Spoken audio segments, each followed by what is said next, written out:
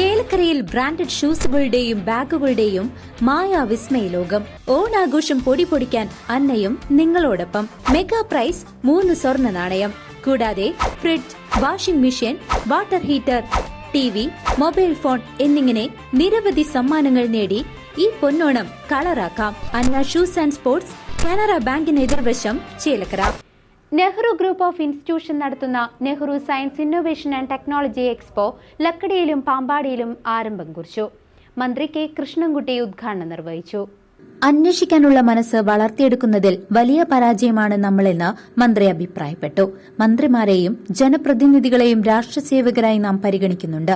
എന്നാൽ 145 കോടി ജനങ്ങൾക്ക് 3 നേരവും ഭക്ഷണം നൽകുന്ന കർഷകരെ നാം അങ്ങനെ കാണുന്നില്ല.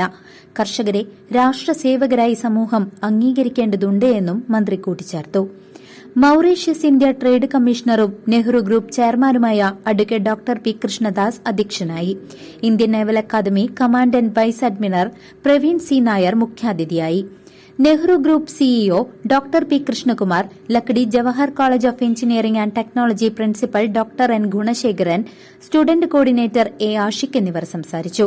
Nehru science innovations technology expo എന്ന പേരിൽ Lakkidi Jawaharlal college of engineering and technology, Pampady Nehru college of engineering and research centre എന്നിവിടങ്ങളിലായാണ് expo നടത്തുന്നത്.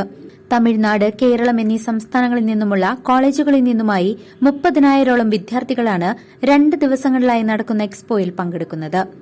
വെള്ളിയാഴ്ച Pampady Nehru college of engineering and research സെന്ററിൽ നടക്കുന്ന സമാപന സമ്മേളനം southern railway additional division manager S Jayakrishnan ഉദ്ഘാടനം ചെയ്യും.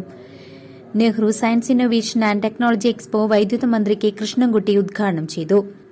News desk CCV.